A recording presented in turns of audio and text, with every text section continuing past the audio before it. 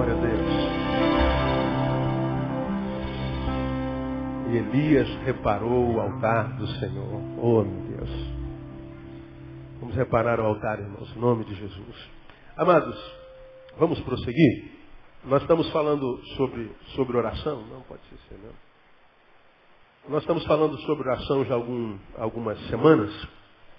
Temos tecido algum comentário sobre essa importante ferramenta que Deus deixou para o seu povo, chamada oração, a respeito do que a gente fala muito, mas faz pouco. Discussamos muito, mas praticamos pouco. Nós ateologizamos, mas na praxeologia nós somos frágeis. E como a Bíblia diz que conhecer a verdade liberta, a gente tem tentado ministrar aos irmãos alguma realidade sobre a oração, porque saber oração nos ajuda a orar e orar nos ajuda a vencer. E como a gente está falando em reparação de altares, eu sei que o altar da oração da vida de muitos de nós precisa ser restaurado. Se nós formos homens, não precisa nem ser de Deus, só homens, e principalmente homens de Deus, a gente vai chegar à conclusão de que a nossa vida de oração está bem aquém daquilo que ela deveria ser. Eu reconheço na minha vida que eu deveria orar muito mais do que eu oro. Eu sei que eu poderia orar muito mais do que eu oro. Eu sei que eu poderia gastar um pouco mais tempo com a palavra do que o que eu gasto. Eu poderia estar um pouco mais perto do Senhor do que perto do Senhor estou hoje. Eu sei que amanhã eu posso ser um crente melhor do que aquele crente que eu sou hoje. E eu dependo da palavra para isso, eu dependo da oração para isso. E nós começamos a falar sobre oração e aprendemos por que orar. Primeiro, porque não orar é pecado. A gente aprendeu isso com Samuel. Longe de mim esteja pecar contra o Senhor, deixando de orar por vós. Quando a gente deixa de orar, de interceder, de clamar, a gente peca. E muitas vezes a gente não consegue ver isso como pecado. Pastor, eu não estou em pecado, eu não faço mal a ninguém. Eu não tenho nenhuma corrupção na minha vida, eu não tenho nenhum podre na minha vida debaixo do tapete, tudo confessado. E a gente imagina que porque a gente não faz mal a ninguém, a gente não está em pecado. Se a gente não ora, a gente está em pecado. E a gente aprendeu que o pecado faz divisão entre nós e o nosso Deus. Segundo, aprendemos que a oração é o que transforma nosso encontro com Deus em relacionamento. O fato de eu ter me encontrado com Deus no caminho não significa dizer que eu passei a me relacionar com Deus. Tive um encontro, mas isso se transforma em relação, em relacionamento através da oração. Me encontrei com Ele porque Ele gerou fé na minha vida. A fé vem pelo ouvir. Então Deus falou comigo pela palavra. Então, nessa relação, já houve um monólogo. Deus falou. Uma pessoa falou. Agora, quando eu oro, eu falei com aquele que falou comigo. Então, há um diálogo. A oração transforma o encontro em relacionamento. Deus fala comigo através da palavra, eu falo com Deus através da oração. Quanto mais eu leio a palavra, mais Deus fala comigo. Quanto mais eu oro, mais eu falo com Deus. Quanto mais nós nos falamos, nosso relacionamento melhora. Quanto mais o nosso relacionamento melhora, mais a nossa vida se qualifica. Então, a oração transforma meu encontro com Deus em relacionamento. Então, há muito crente que se encontrou com Deus, se esbarrou com Deus no caminho, mudou de religião, virou evangélico. Mas porque virou evangélico não quer dizer que desenvolve uma vida relacional com Deus. Não é só através do culto que a gente se relaciona com Deus. Relação com Deus é através da oração também. Então vai orar, meu irmão. Terceiro, precisamos orar porque existe um diabo. A Bíblia diz que o diabo, nosso adversário, anda bramando ao nosso derredor buscando a quem possa tragar. Falamos sobre o trago, né? O camarada que é dominado por 10 centímetros de cigarro, cada vez que ele dá um trago no cigarro, o cigarro vai virando cinzas. O cigarro vai diminuindo, vai inexistindo, vai se extinguindo.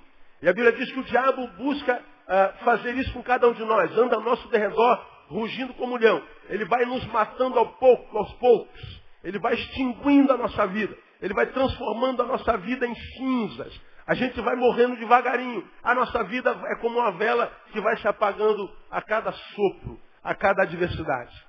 Então a gente precisa orar porque existe um diabo. E nós aprendemos que hoje em dia, nesse mundo materialista, acreditar no diabo é muito mais difícil do que outrora. E falamos por quê, e não dá para rever, porque a gente perde muito tempo. Já falamos sobre isso 3 quartas-feiras. Hoje, eu quero dar mais uma razão a você pela qual nós devemos orar. Vamos a Tiago capítulo 4. Abre a tua Bíblia lá em Tiago, lá no finzinho da Bíblia. Tiago capítulo 4. Por que a gente deve orar? Deixar de fazer é pecado, transforma meu encontro com Deus em relacionamento, e porque o diabo está querendo me transformar em cinza. Né? Ele está querendo me tragar, roubar-me de mim mesmo. Né? Então, devorar. Mas Tiago diz que existe uma outra razão pela qual nós devemos orar, e essa aqui já bastava, não precisa nem falar outra, porque essa aqui já bastava. Né? Tiago capítulo 4, quem já abriu, diga amém. A maioria, né? Então vamos lá, versículo 1. De onde vêm as guerras e contendas entre vós? Porventura não vem disto dos vossos deleites, que nos vossos membros guerreiam? Cobiçais e nada tendes, logo matais. Invejais e não podeis alcançar, logo combateis e fazeis guerra. Até aí. Volta de novo para o versículo 2.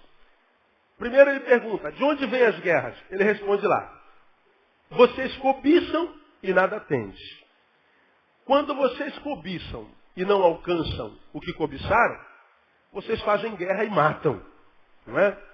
Vocês invejam, mas ficam na inveja. Vocês não conseguem alcançar o produto da inveja. Logo, combateis e fazeis guerra. Quem consegue resumir isso aí numa frase ou numa palavra? Por que a gente está em guerra? Fazendo uma análise desses 2 versículos. Vou ler de novo, só escuta. De onde vêm as guerras e contendas entre vós? Porventura não vêm dos vossos deleites, que nos vossos membros guerreiam? Deleites é desejos. A guerra vem por causa do desejo. Aliás, só para informação. Uma das máximas da filosofia budista, para aquele que deseja parar de sofrer, transcender o sofrimento, é pare de desejar. Se você parar de desejar, você venceu o sofrimento. Como quem diz, todo sofrimento nos é imposto por causa do desejo. Eu desejo ser, sei lá, me diga uma coisa aí. Eu desejo ter aquele carro, um carro igual aquele. Só que você não consegue ter um carro igual aquele. Quando você deseja ter um carro igual aquele, mas não consegue ter um carro igual aquele, você vai ser tomado pela frustração. Essa frustração vai gerar inveja sobre o dono daquele carro, porque ele tem um carro que eu não posso ter. Então, a frustração de não ter um carro, a frustração, portanto, é filha do desejo, e esse desejo que gerou a frustração faz com que essa frustração gere um outro filho, a inveja. A inveja gera um novo filho, o ódio. O ódio pode me levar a matar aquela pessoa, talvez não biologicamente, mas quem sabe existencialmente. Isso responde a muitos ódios que existem sobre nós. Tem pessoas que nos odeiam e você nunca fez nada contra aquela pessoa. Pelo contrário, de repente, muitos de nós encontramos com gente que nos odeia, e essa gente que nos odeia é exatamente aquela gente que a gente mais ajudou. Quer ver uma coisa? Quem aqui já ajudou muito uma pessoa e essa pessoa hoje te odeia, teu inimigo te apunhalou pelas costas? Levanta a mão aí. Bem alto. Dá uma olhadinha para trás. Olha na conta a gente está de mão alta aí. A maioria. Você ajudou. Você fez o que os parentes não fizeram. Mas quem foi que te apunhalou pelas costas? Foi exatamente aquele cabra. Da onde veio o apunhalamento em troca da bênção? Da inveja. Você foi maior do que ele queria ser igual a você, não consegue, a inveja gera frustração, a inveja gera ira, e a ira faz com que ele machuque você, com que ele traia você. Então, Tiago está dizendo assim, de onde vêm as guerras? Do desejo frustrado. E ele dá um exemplo no 2. Vocês cobiçam, não conseguem ter, aí vocês matam, ficam com raiva. Vocês invejam, não conseguem alcançar, logo vocês combatem e fazem guerra. De modo que ele está dizendo assim, quem é que sofre? Quais são as pessoas que mais sofrem? de onde vêm as guerras e contendas entre vós ou em nós? Ele responde, da nossa incapacidade de lidar com o não, com o contraditório, com o desejar e ouvir da vida. Não. Esperar que dê certo e ver dando errado. Sonhar com um projeto e ver o sonho por água abaixo. É fazer um plano e aquele que está sobre você diz assim, não, você não vai. Ora, quando você ouve um não, você fica com raiva, com ira. Você que é pai sabe disso. Teu filho liga para você e fala assim, pai, mãe, olha, meus amigos vão não sei aonde e vão passar não sei o quê, já está tudo planejado, vamos dormir lá e depois vamos não sei o quê e vamos não sei o que lá. Aí ele tá animado, né, no telefone, então na tua frente. Não, está tudo certinho. Aí o pai que é mais racional, já está acima das emoções e dos projetos, ele fala assim, poxa, mas quem é esse cara na casa do qual meu filho vai dormir? Quem é esse grupo com o qual ele está tramando esse projeto? Mas que hora que vai voltar mesmo? Mas como? Não, mas eu não estou aí. E se acontecer alguma coisa, quem vai responder por isso? Como é que é? O pai racionaliza tudo, a mãe racionaliza tudo. Não está só fito na festa. Aí o filho vem com aquele projetão, aí vem o pai, que geralmente estraga prazeres, a mãe que estraga prazeres, e diz o que para o filho? Não, meu filho, você não vai. Veja se acontece assim. Ele, quando chega perto de você, vem com um sorriso, porque está com a mente no projeto, no sonho, no desejo. Pai, olha, meus amigos todos, vão não sei o que, a gente vai fazer, vamos, então pai, posso ir? Aí tu diz não. O que acontece com o rosto? Troca. A alegria se transforma em ira. A alegria se transforma muitas vezes em ódio. Agora, quando o pai diz não, esses pais que nós somos estraga prazeres, a gente diz não aos filhos que amamos, só pelo prazer de falar assim, meu filho está alegre, vou acabar com essa alegria dele só de raiva. Não gosto de ver meu filho feliz, sorrindo, planejando, eu não quero nem saber o que ele vai fazer, vou dizer não, só de raiva. É assim que a gente diz não? Pais, não. A gente diz não para proteger. A gente diz não porque ama. A gente estraga o prazer para que por causa desse prazer ele não tenha um desprazer maior. Mas, como muitas vezes nós só temos olhos e maturidade para pensar no prazer e não no desprazer, o não transforma muitas vezes no inimigo. Esse texto está dizendo que as nossas dores vêm da incapacidade de aprender a conviver com o não. As nossas dores vêm da incapacidade de não saber lidar com os projetos frustrados. Nossas dores vêm por nossa falta de maturidade, que nos incapacita de fazer projetos a curto, médio e longo prazo. A gente só pensa no curto prazo. E aí, quando nós não preparamos a nossa vida e os nossos filhos, ou seja lá quem for, para o não, vamos dizendo sim para tudo, quando a vida diz o primeiro não, esse menino se transforma num delinquente. Olha para a nossa geração. Essa geração é uma geração que não foi criada aprendendo a ouvir não. Quando ela não diz o não, se o pai não dá, ela vai e rouba. Quando ela diz não, ela vai lá e mata. Ela gera violência. Ela não pode ser frustrada. Por quê? Porque não sabe lidar com frustração. Agora, o que isso tem a ver com oração, pastor? Parece que não tem nada a ver, não é? Ele está dizendo que as nossas dores é produto da incapacidade nossa de lidar com o não. Não é com o plano frustrado. É com a incapacidade de lidar com a frustração do plano frustrado. Não é com o contraditório, é com a incapacidade de aprender a lidar com o contraditório. Porque vitórias e derrotas nos habitam. Já preguei sobre isso aqui, todo mundo sabe disso. Ninguém vence todas. Sim ou não, igreja? Ninguém vence todas. Há momentos que a gente cai para a segunda divisão, eu já falei sobre isso aqui 1000 vezes. Mas dependendo da postura na segunda divisão, você volta para a primeira divisão de novo e é campeão de novo. Ri de novo, irmão. Agora vai rir. Só vai rir quando eu caio. Não é? Não dá para ganhar todas. a gente perde. Não dá. Essa semana eu estive em 2 velórios. Semana passada. Da irmã Geralda, nossa amada irmã Geralda, e de uma outra senhora que também tinha um pouco mais de 83 anos. E um neto dessa outra senhora que morreu com 89 anos, depois da nossa ministração, nos chamou no campo e falou assim: pastor, como é que Deus pode permitir que a minha avó morresse? Veja, a pergunta, ela cabe no dia da dor, da morte.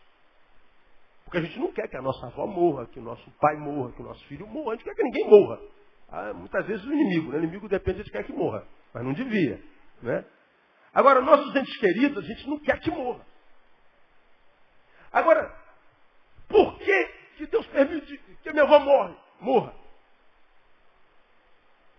Lá, tomado pela dor, pela decepção, a pergunta a gente ouve e entende.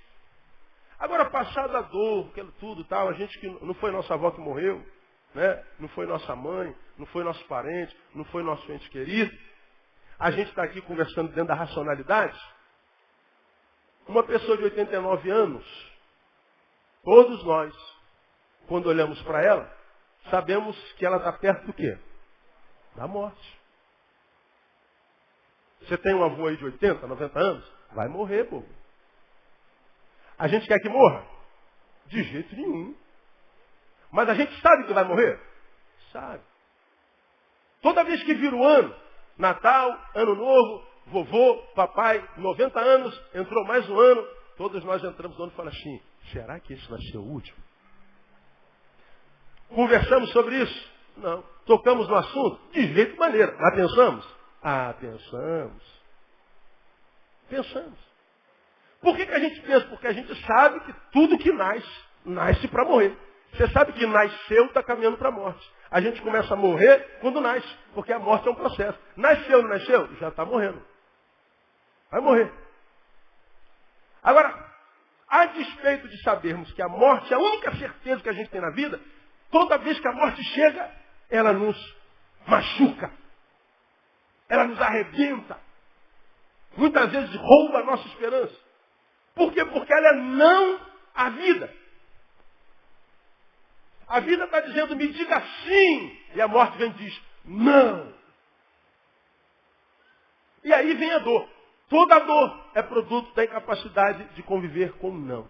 Isso tem alguma coisa a ver com oração? Vamos ver. Voltemos para o versículo 2.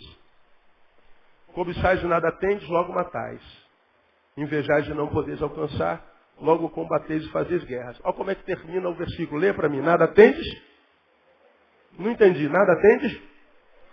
Uma vez mais. Nada tendes? Vamos ler só essa parte todos juntos. Vamos lá? Nada tendes porque não pedis. Posso ouvir só as mulheres? Vamos lá? Homens, tem aí? Vamos lá? Não. Por que você não tem nada? Porque você não pede. Quem está falando é Deus através do apóstolo Tiago. Ele primeiro diz, olha, lidar com não é uma dificuldade do ser humano. Pô, a vida só me diz não. Aí vem Deus e fala assim, ó, você não tem, porque não pede.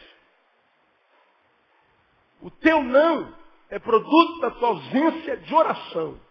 Aí você fala assim, não, pastor, eu já pedi tanta coisa a Deus que Deus não me deu. E ele está dizendo que eu não tenho porque eu não peço. Logo, se eu peço, eu tenho. Seria lógica, né? Seria lógico. E é lógico.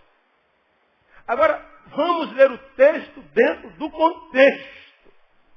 Porque senão a gente vai dizer, Deus é mentiroso. Quantos de vocês já pediram alguma coisa a Deus e não receberam? Levanta a mão alta aí. Ah, bom, sei que foi só eu. Tem um monte de coisa que eu peço a Deus e acho que Deus nem ouviu, porque não veio nem um sinalzinho de fumaça, não veio nem um torpedozinho, não veio nada, não veio. Deus dá um sinal, não veio nada. Eu falei, meu Deus, estou falando sozinho. E a oração que a gente faz, ó, há décadas. Se a Bíblia diz que nada tendes porque não pedis, então vamos pedir. Tudo tendes se tudo pedir. Isso não é verdade. Não é verdade. Do que Deus está falando no contexto da nossa imaturidade? O assunto fala sobre imaturidade. O assunto fala sobre a incapacidade de lidar com não. O texto fala da nossa incapacidade de lidar com frustração. O texto fala da nossa incapacidade de lidar com o contraditório. Deus, eu não sei lidar com não. Não sabe porque não pede. A tua incapacidade de lidar com a frustração não é tua, porque você não pede isso. Você não tem porque não pede. Essa meninice crônica, que hoje, porque você é velho, é doença porque você não pediu para eu curar. Vou repetir. Essa meninice, essa imaturidade crônica, que porque você é velho é doença em você porque você não pede para Deus para amadurecer. É do que o texto está falando aí. Porque você vai se lembrar do que eu preguei, que quando a gente pega um garotinho de 1 ano, preguei sobre isso outro dia. Né? Você vai lembrar. E ele fala, mamã. Primeiro filho, casalzinho, vendo o filhinho. Mamã. Nossa, a gente faz uma festa, faz um culto de ação de graça. Meu filho falou mamã. A primeira palavra que meu filho falou foi mamã. Aleluia, glória a Deus. Fala para o pastor, fala para o vizinho, fala para a avó, fala para o tio. Olha, ele falou mamã. Aí fica igual um reta, né? Retardado. Fala mamã, fala mamã, fala mamã. Isso, é o moleque que não fala. Agora, quando ele fala de novo, tem um infarto e morre. Porque o molequinho de 1 ano falou mamã. Lindo, mamã na boca de um menino de 1 ano.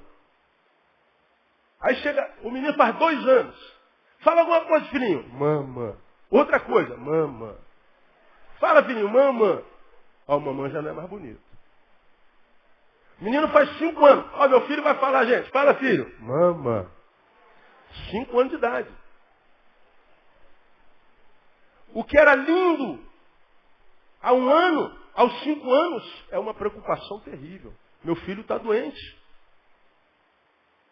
Meu filho é doente. Meu filho só sabe falar mamã. O que eu estou querendo mostrar para você? Há coisas na nossa vida que quando é início de carreira cristã, é admissível. Mas à medida que os anos de carreira cristã vão entrando, a nossa intimidade com Deus deveria amadurecermos, fazer-nos crescer, de modo que a nossa linguagem mudaria e a nossa postura diante da vida também. Nossa relação com os nãos da vida, nossa relação com os contraditórios da vida, com as frustrações da vida deveria ser diferente de um homem que não se relaciona com Deus. De modo que mamã no menino é lindo, mamã num velho é doença. Imaturidade num velho é doença. Imaturidade é a marca daquele que vai se frustrar, que vai ficar pelo caminho, que vai rodar, vai participar de campanhas, montes de jejuns, vai passar pela adoração extravagante, vai passar pelos toques dos berrantes, ele vai ser aquele negócio que vai ter aquela espiritualidade maravilhosa, mas vai durar pouco, logo ele fica pelo caminho. Porque a vida é dura, a vida é contraditória, a vida é quase inimiga, não estou falando que ela é. Ela é inimiga de quem não é amiga dela.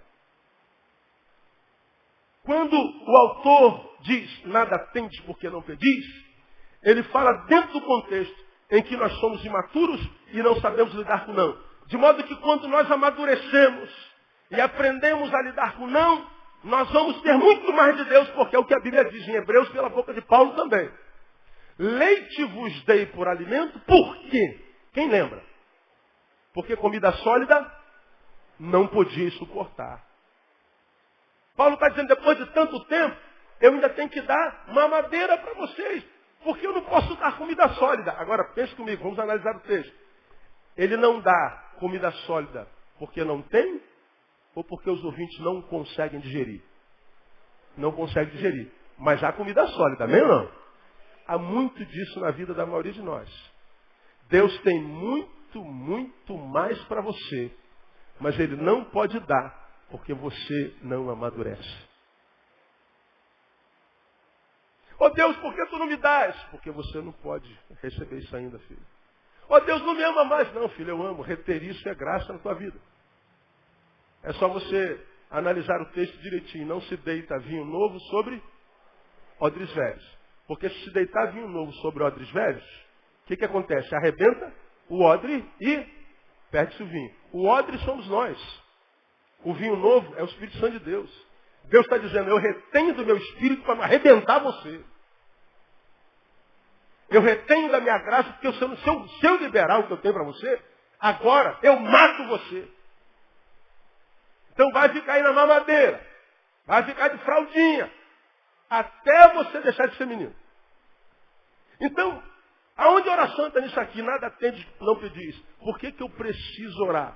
Porque oração é o caminho de maturação espiritual. Eu amadureço quando eu oro. Eu amadureço quando eu peço. Eu amadureço quando eu amplio o meu relacionamento com Deus através da oração.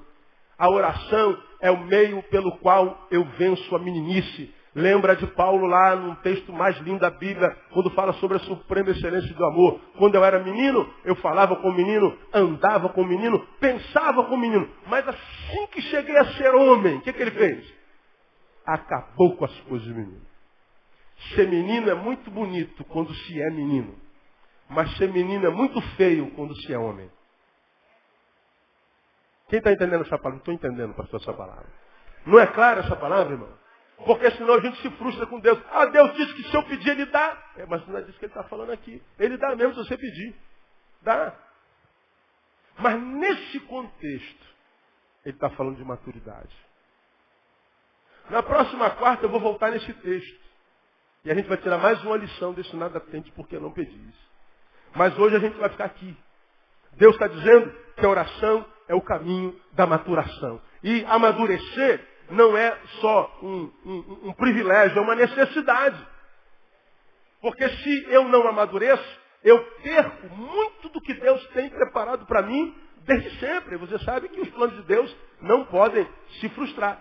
E do que ele está falando? Volta um pouquinho aí de Tiago, volta para Hebreus capítulo 5. Volta aí 2 páginas aí, 3.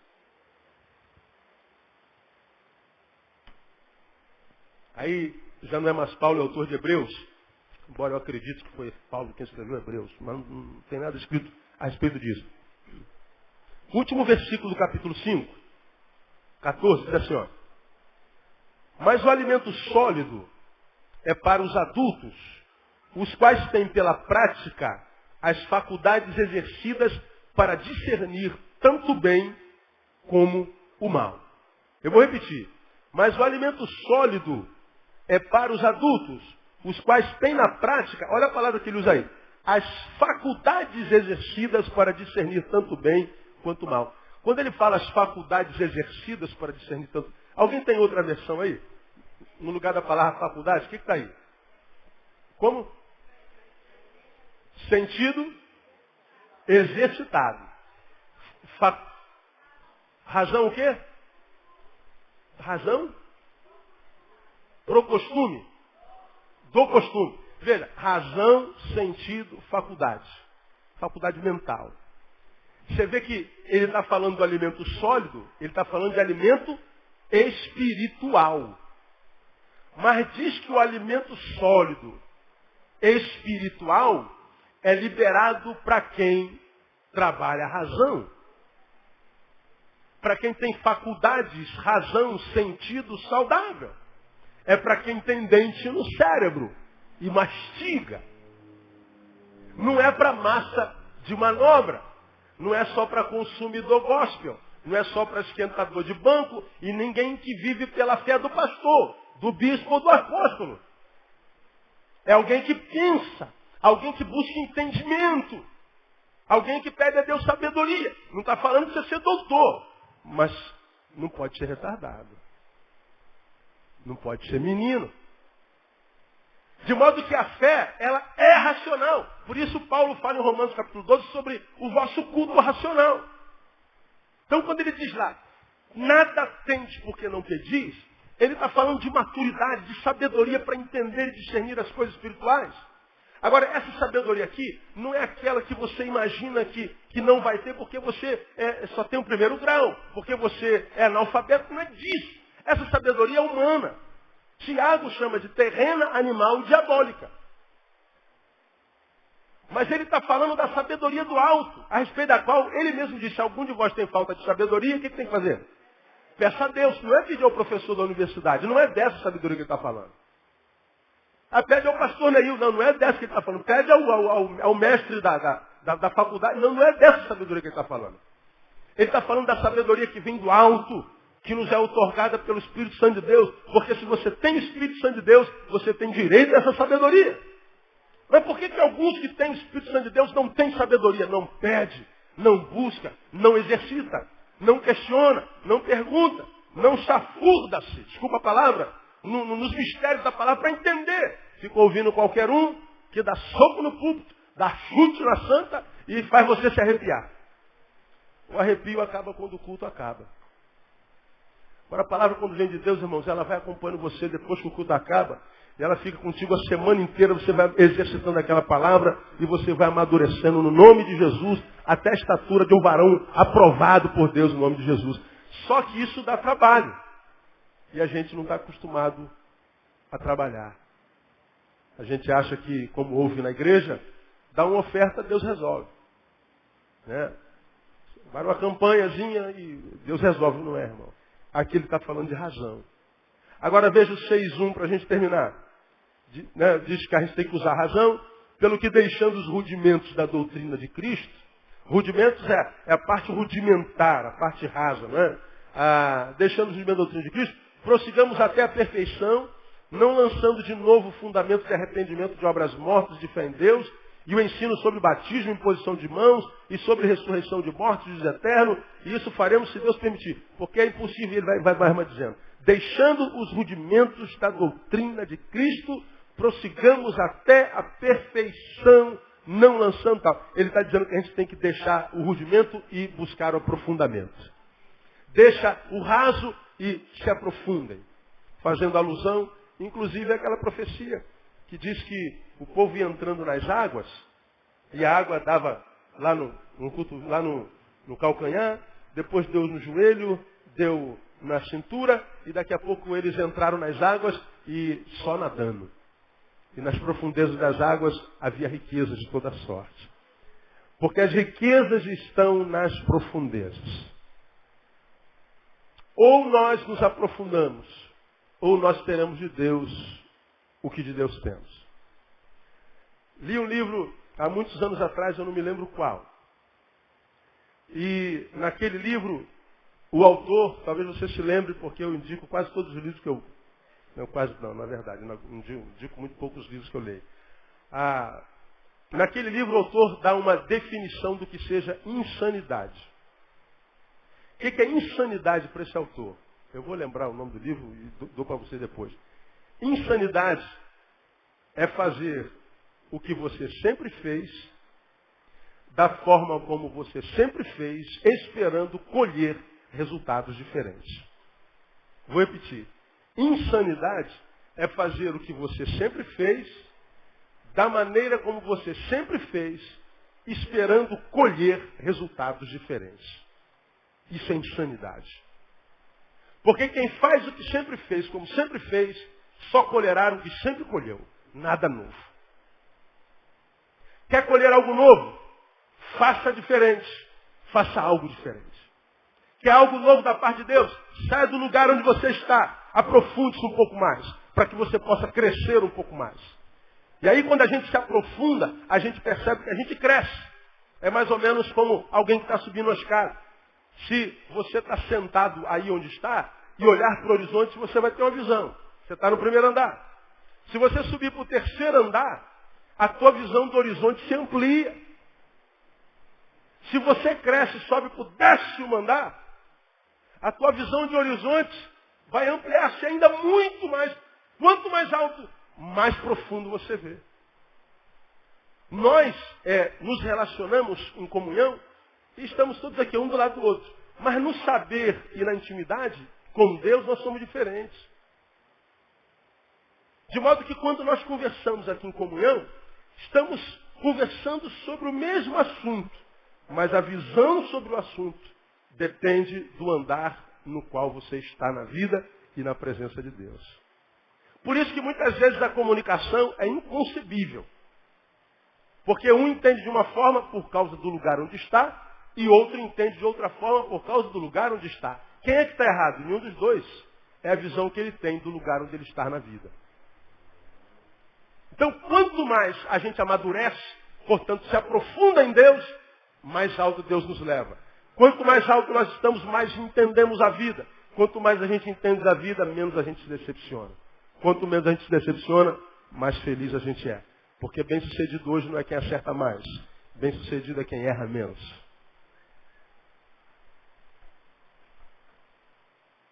Então, quando a Bíblia fala que a gente precisa orar, a gente tem que orar para amadurecer. A gente tem que orar para deixar a mediocridade. A gente tem que orar para ficar longe da meninice de ficar assim, mas por que está doendo? Por quê? Quando a gente vive perguntando por quê, a gente está dando uma declaração para a vida. Eu sou péssimo em diagnóstico. Por que está doendo? Por que aconteceu? Por que aconteceu aquilo? Por que aconteceu? Você não enxerga nada, né, meu? A gente nunca entende a dor que nos acomete. E como você tem aprendido aqui, a não resposta para a dor, muitas vezes dói mais do que a própria dor em si. O silêncio da vida, o silêncio de Deus gera uma agonia tão grande que eu não sei por que está acontecendo isso. Pois é, se a gente vai amadurecendo, se aprofundando, para poder subir um novo andar, a gente no novo andar, a gente vai vendo as coisas, como diz a palavra, o homem espiritual discerne bem tudo. Ele vai entendendo, entendi por que aconteceu isso, entendi mais ou menos por que é isso. E o saber vai libertando, conhecereis a verdade vos libertará. Essa verdade conhecida liberta a gente. De modo que muitas dores que nós sofremos na vida não precisávamos estar sofrendo se nós tivéssemos conhecimento. Tendo conhecimento, a gente sabe com quem pode se relacionar, a gente sabe quem vai botar a mão na nossa cabeça, a gente sabe como liderar, a quem liderar, a gente sabe com quem se aprofundar, com quem ficar no raso, a gente sabe se entra no projeto, se não entra no projeto, a gente consegue perceber se é de Deus, se é de Deus, a gente sabe se é para seguir, se é para parar, porque nem sempre a Bíblia é clara, porque a Bíblia é um livro que muitas vezes trabalha com parábolas. Lembra que eu preguei sobre isso aqui? Tu vais lá em Êxodo, quando o povo está saindo do Egito, se depara com o mar. Do lado montanhas, atrás vem Faraó. Correu o bicho pega, se ficar o bicho come. O que a gente vai? Moisés, você nos tiraste do Egito para morrer aqui. Moisés vai orar. Moisés, não é hora de orar não, meu brother. O que está clamando agora? Você não é de clamar não. O que clamas a mim? Diga aos filhos de Israel que marcha. Lembra que eu preguei sobre isso outro dia? É hora de meter o pé na porta e cair dentro. Mas, Senhor, marcha. Mete o pé na porta e vai. E Moisés foi. É para marchar? Para onde? Marcha. Por onde você estava indo? Marcha. E Moisés foi, eu te falei como é que eu creio naquela palavra. Eu não creio como eu vi no Príncipe do Egito. Naquele filme. Que ele pega o cajado, bate nas águas, puf. Não, eu não creio assim. Eu não creio que ele levantou o cajado e não, eu não creio nisso. Deus disse, diga aos filhos de Israel que marche. Você lembra que eu preguei sobre isso? Ele pisou nas águas. E continuou marchando. E a água foi subindo. Ele continuou, Deus mandou marchar, eu vou marchar. E está subindo. Deus mandou marchar, eu vou marchar. Está subindo. E ele está marchando. Deus mandou marchar e está subindo. Eu falei, Senhor, vai ou não vai? O que vai acontecer aqui? Ele não sabia o que ia acontecer. Nós sabemos o que ia acontecer, mas ele não sabia. E ele está marchando. Deus mandou marchar, eu vou marchar. Ele está na fé, na promessa e na ordem. Então, quando não deu mais, o mar abriu. Porque se o mar abrisse de uma vez, não era fácil não.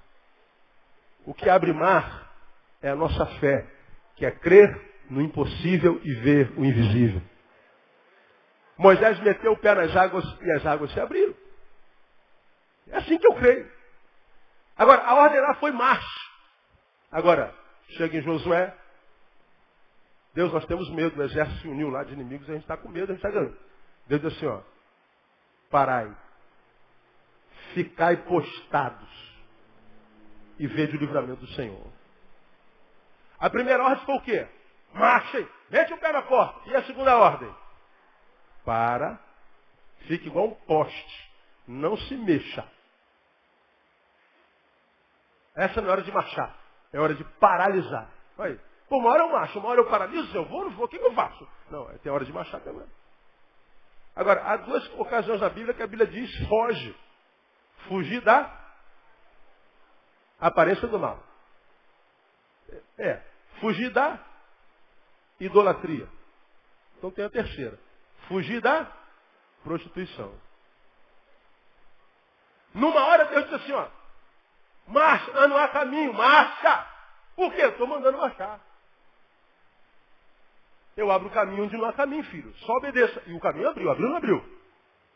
Na outra hora ele diz aqui, atalhos, não faça nada, peleja comigo. Nessa peleja, não tereis que pelejar.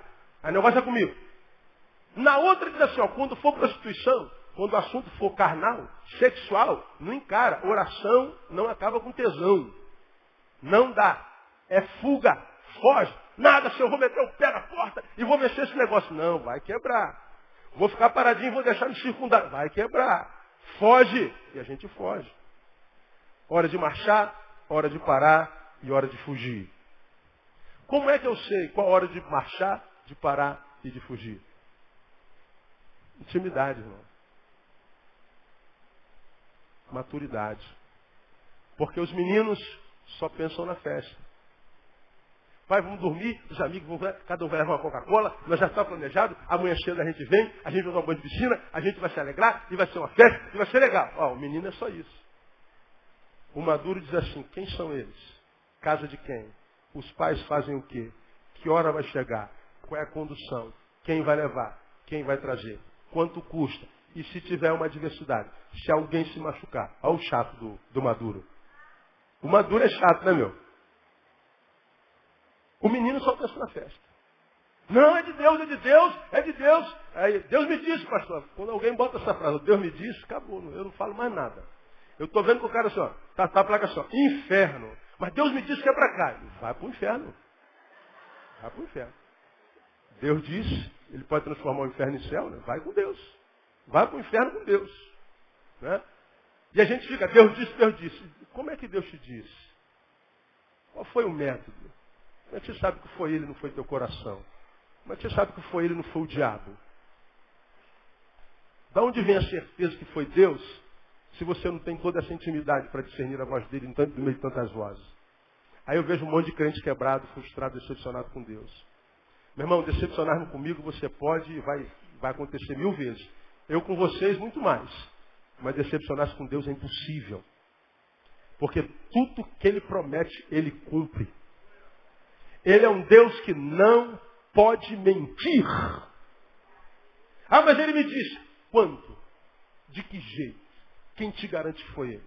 Quantos casamentos eu estou vendo aí arrebentados, acabaram de divórcio celeumático? Pastor, eu não entendi porque Deus me disse para casar com ele. Pois é, você que está dizendo. Temo muito quando alguém vem, quando o assunto é casamento com Deus me disse. Temo muito. Quer saber? Porque se eu fosse, muitos de vocês, e me autoanalisando, me percebesse sem tanta intimidade com Deus, toda vez que eu dissesse para mim, eu ouvi a voz de Deus, eu pensaria 10 vezes. Porque eu não tenho nenhuma garantia de que foi ele. A não ser que esteja aqui. Ó. Agora, eu senti no meu coração, pastor.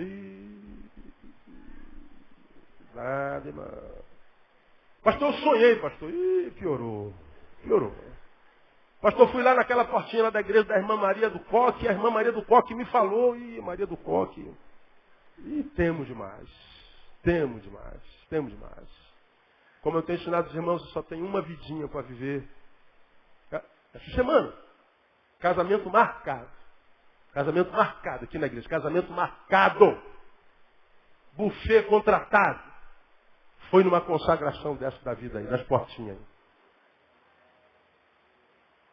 aí. A menina entra com a aliança no dedo.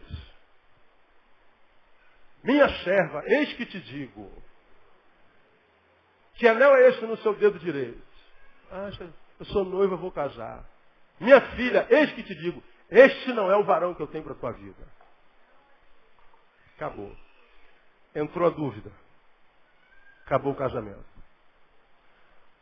Olha, eu entro numa peleja dessa com Deus, eu diria para você, conhecendo o menino e conhecendo ela, eu diria, eles foram feitos um para o outro. Como na minha Bíblia está escrito que Deus não é Deus de confusão, não é o método de Deus, eu não posso crer que a manjinha do coque foi usada por Deus.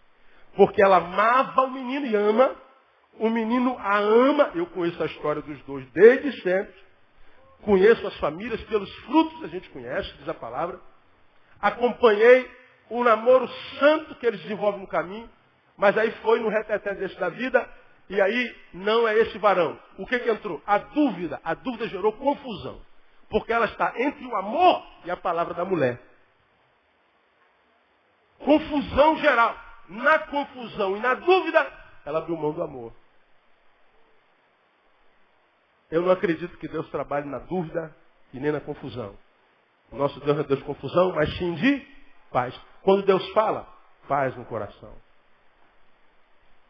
A Deus me diz, confusão geral, questiona se Deus disse mesmo. Deus não é Deus de confusão, Deus é Deus de paz. Tivemos 2 casos desses essa semana aqui. Um foi casamento que acabou, o outro foi um namoro que acabou há muito tempo atrás e quebrou. Agora, dessa semana do casamento acabado, o casamento não seria agora mais para frente, acabou tudo. Que pena, né? Que pena. Não, mas Deus me disse, pastor, então eu nem disse nada, eu não falei mais nada. Falei, só lamento com vocês. Mas se Deus disse, Deus sabe o que faz, não é? E eu não sei o que Deus faz, mas Deus sabe. Então que Deus o abençoe. Agora, quando a gente é maduro, quando a gente está no 5º andar, 6º, 10º, vem alguém com uma vozinha dessa, a gente sabe logo dizer se é de Deus ou não. A gente não é tomado por espírito de confusão. Porque os espíritos de confusão estão por aí. Porque se Deus me deu, ou nos deu à igreja, o dom de discernimento de espírito, foi porque espíritos de confusão trabalhariam no meio da igreja. Agora, se a gente tem maturidade, transcende a meninice, pode jogar profecia para todo lado. E vocês sabem, pode vir me contar toda a profecia que quiser sobre mim. Contar sonhos, sempre tem um sonho para mim. Sempre. Tá, minha irmã, muito obrigado pelo sonho. Tem gente que vai com raiva de mim. Mas o senhor não vai dizer nada? O senhor não vai com... O que o senhor achou? O que o senhor entendeu? Qual foi o... Eu não entendi nada, irmão. O sonho está. Se foi de Deus, ele vai revelar, vai testificar. Eu ouço tudo, mas não respondo a nada. Porque eu não posso ter certeza se é de Deus. E quando é de Deus, irmão, fica claro como claro é o dia. Porque Deus não é Deus de confusão, Deus é Deus de paz. Quando Deus falar a você, você vai saber que foi Deus e não há dúvida. Mesmo que a razão condene. Então, por que eu preciso orar? Porque oração me faz amadurecer. E amadurecer é uma necessidade, não é um privilégio só. Quando a gente amadurece, a gente vence a meninice, vencendo a meninice, Deus então não libera só leitinho espiritual, Ele libera feijoada espiritual, mocotó espiritual, rabada espiritual, no nome de Jesus. Dá para entender isso também ou não, igreja? E lembrando, o temor do Senhor é o quê? Vamos todos juntos? O temor do Senhor, pois é o princípio. A gente não pode parar no princípio. Temer a Deus não basta. Temer a Deus é só o start, só o pontapé inicial, início do jogo. Deu a pita, começou o jogo. É o princípio. A gente tem que mergulhar na sabedoria. E não é o temor de Deus que nos faz mergulhar na sabedoria, não. Temer a Deus é o princípio. E como é que a gente se aprofunda na sabedoria? Oração, intimidade, leitura da palavra, relacionando-se com gente de Deus, com gente que sabe, com gente que pensa, com gente que não é refém do seu próprio corpo, do seu próprio desejo. Gente que não é refém do seu órgão genital. Gente que não é refém das suas emoções. Gente que é gente que, segundo Deus fez. Gente que amadureceu. Eles são raros, mas eles estão por aí. E se você procurar, você acha. E achá-los é crucial para quem quer viver uma vida que vale a pena ser vivida. Então, irmão, vai orar, que é para você transcender a meninice, para que você possa ser um adulto. Porque um adulto menino sofre muito. Um adulto menino talvez não perca muito, mas também não ganha nada. Ah, perdeu, você perdeu. Não perdeu, deixou de ganhar.